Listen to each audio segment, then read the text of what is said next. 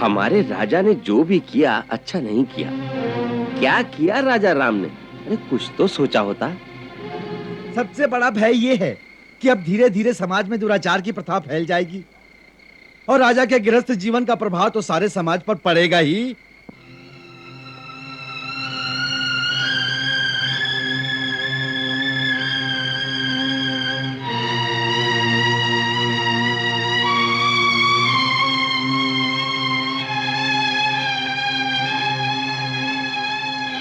अरे भैया, आज तो एक गांव में हुआ है, कल नगर में भी यही दुराचार फैल जाएगा और सब लोग रानी का उदाहरण देंगे। अरे भैया, राम राज्य में यही एक कलंक तो रह जाएगा। इतना महान व्यक्ति स्त्री के मोह में कैसे विवश हो जाता है कि उसे न्याय और अन्याय का भी ध्यान नहीं रहता। उस परिस्थिति में राजा क्या करता? उस स्त्री का त्याग। बिना किसी दोष के? अरे भैया, उसे निर्दोष भी तो नहीं कहा जा सकता। एक पर पुरुष के घर में रहने का कलंक भी तो लग ही चुका है। क्योंकि वो स्त्री है, इसीलिए उसे पुरुष का हर अन्याय सहन करना पड़ेगा। केवल पुरुष की साक्षी में ही वो सच्ची या झूठी प्रमाणित होगी। केवल स्त्री होने का इतना बड़ा दंड, ये तो बहुत बड़ा अन्याय है। क्या आप लोग चाहते हैं इस अन्याय में आपका राजा आप सबका साथ दे? भाई, ये तो बड़ा अन्याय है। लंका में उसकी अग्नि परीक्षा ली गई थी, फिर भी उसका कलंक नहीं धुला। अरे अग्नि परीक्षा किसने देखी थी? वानरों ने, भालुओं ने? अयोध्या का कोई था वहां जो उसकी साक्षी दे सके? इस रीत से तो प्रत्येक गांव वाले यही कहेंगे, हमारे सामने अग्नि परीक्षा नहीं हुई। इसका अर्थ यह हुआ कि वो बेचारी हर गांव, हर नगर में बार बार अग्नि में जलाई जाए, तभी वो अग्नि परीक्षा में सफल होगी। भाई, जिसे प्रत्येक गांव और प्रत्येक नगर की रानी बनने की इच्छा हो, उसे तो यही करना पड़ेगा।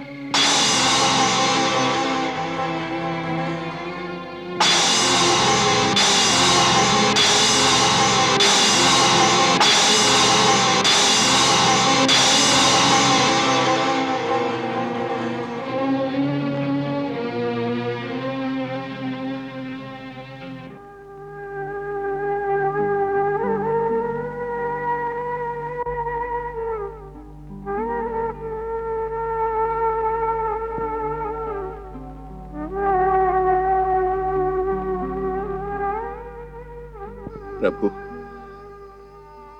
जिस प्रजा के लिए राजा अपना सब कुछ बलिदान कर देता है, क्या वो प्रजा इतनी कृतघ्न और पाषाण हृदय हो सकती है? क्या राजा का ही प्रजा के लिए उत्तरदायित्व है? प्रजा के लिए राजा के प्रति श्रद्धा या आदर का कोई विधान नहीं?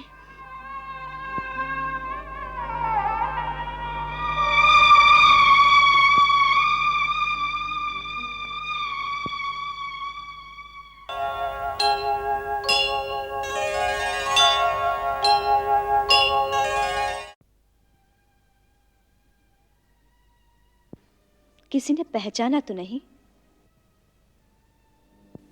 नहीं। उसी गांव में इतना समय लग गया कि कहीं और भी गए थे? नगर में भी घूमा। बहुत सारी बातें सुनी होगी। कई प्रकार के। परंतु जो बात आप सुने गए थे, वो सुनी कि नहीं? आपका विचार था कि गुप्तचर आपसे कुछ छुपा रहा था। आपकी शंका सत्य थी या झूठ?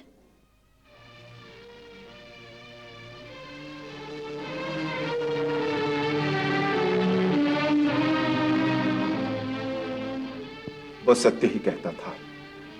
जनता बहुत सी अनर्गल बातें करती रहती है। जनता की ही बातें सुनते रहे या फिर उस स्त्री के संबंध में भी कोई निर्णय हुआ? वो कहीं मिलती तो उसका न्याय करते, कुछ निर्णय लेते।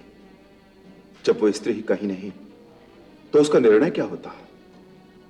वो तो हमारे राज्य की सीमा से बाहर चली गई है। ये पता चला कि दोष किसका है? नहीं, परंतु गांव की जनता किसे दोषी मानती है? कहते हैं कि जनता जनार्दन के स्वर में भगवान का स्वर होता है। सब जो कहे उसे सच मान लेना चाहिए। नहीं, नहीं, ये ठीक नहीं है। क्या ठीक नहीं है महाराज? यही कि जो जनता कहे उसे सच मान लेना चाहिए। नहीं सीते, नहीं, तुम इस जनता को नहीं जानती। जनता से बड़ा स्वार्थी और निर्दयी और कोई नहीं होता।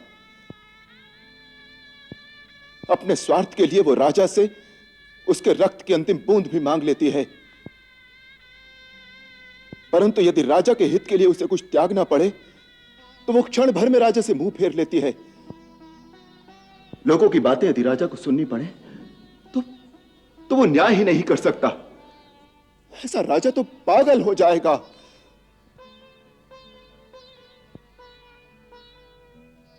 ये आप कह रहे हैं महाराज? रघुकुल का एक राजा बोल रहा है जिस वंश के राजाओं ने प्रजा हित और प्रजा रंजन के कीर्तिमान को स्थापित करने के लिए अपने प्राणों की भी कभी चिंता नहीं की, जिनके लिए कुल की कीर्ति इसलिए महत्वपूर्ण थी कि उनकी प्रजा उनके गौरव पर मान कर सके। उस वंश का राजा अपनी प्रजा के लिए ऐसे वचन नहीं कह सकता। लगता है आपको गहरा आघात पहुंचा है। यदि मुझे इस योग्य समझे तो बताइए क्या हुआ है?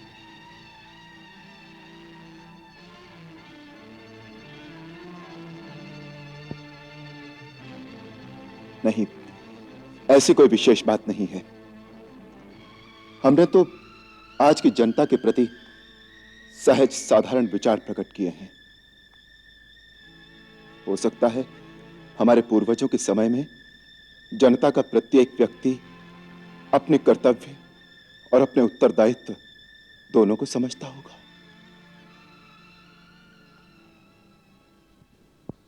अच्छा, मंत्रीगण हमारी प्रतीक्षा कर रहे हैं।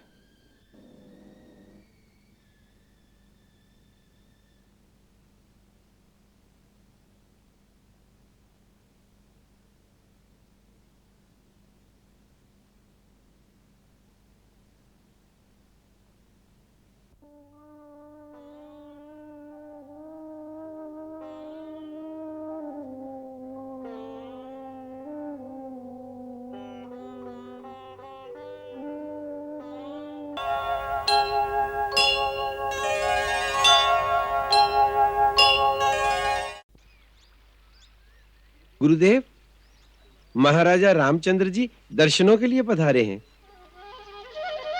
उन्हें आदर से यहीं ले आओ। जी गुरुदेव।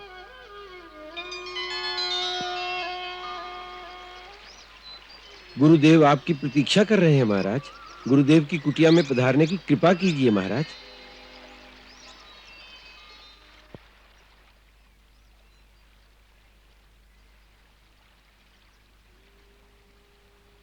कीर्तिमान भव। आपका स्वागत है राजन। आसन ग्रहण कीजिए।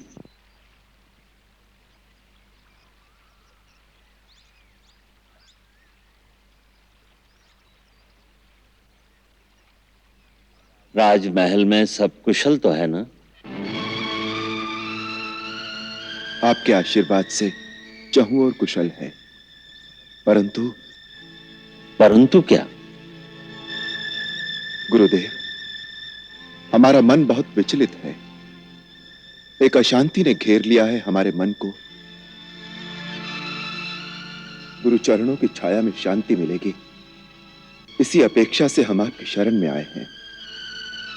राजा का मन विचलित है, यह शुभ संकेत नहीं है। राजा का मन तो एक चट्टान की भांति अटल और अचल होना चाहिए, क्योंकि उसको बड़े महत्वपूर्ण निर्णय करने होते हैं। राजा के निर्णय पर धरती के लाखों प्राणियों का सुख दुख निर्भर होता है। इसलिए आवश्यक है कि राजा का चित्त स्थिर और शांत रहे। मन के विचलित होने का एक ही कारण होता है, मोह।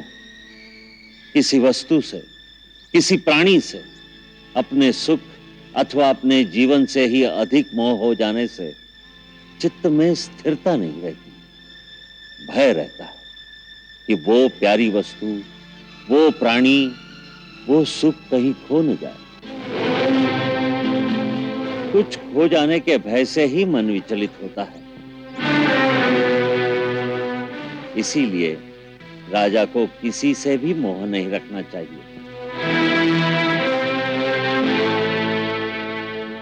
तभी तो वो अपने कर्तव्य और न्याय के पथ पर दृढ़ रह सकता है। राजन, जो मोह का कारण है उसे त्याग दो, शांति मिलेगी।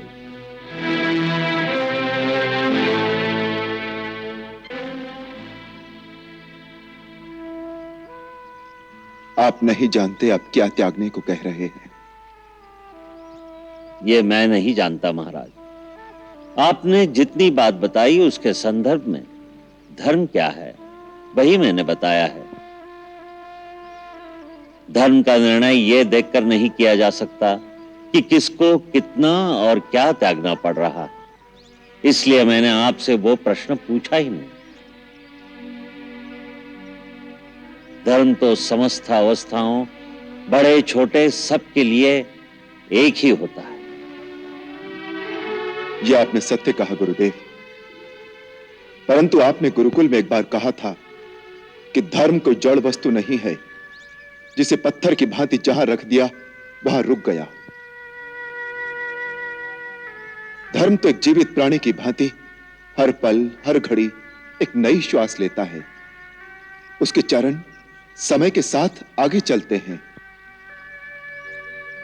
उस युक्ति से तो किसी विशेष परिस्थिति में एक मानव का क्या कर्तव्य है, क्या धर्म है, उसे क्या त्यागना चाहिए, क्या रखना चाहिए, इसका ठीक निर्णय तो उसकी अपनी आत्मा ही कर सकती है। अवश्य।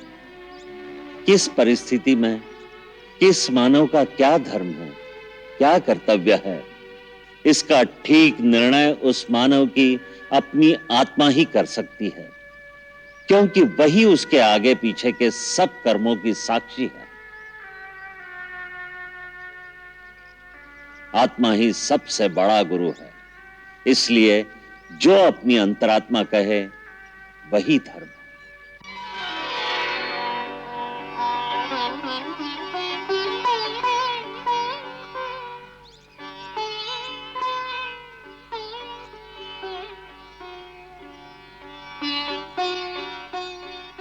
मार्गदर्शन के लिए धन्यवाद गुरुदेव।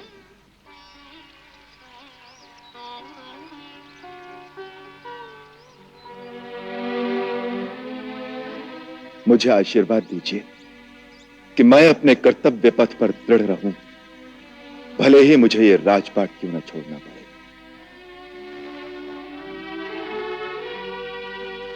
प्रभु आपको सन्मार्ग पर चलने की शक्ति दें। ओम शांति।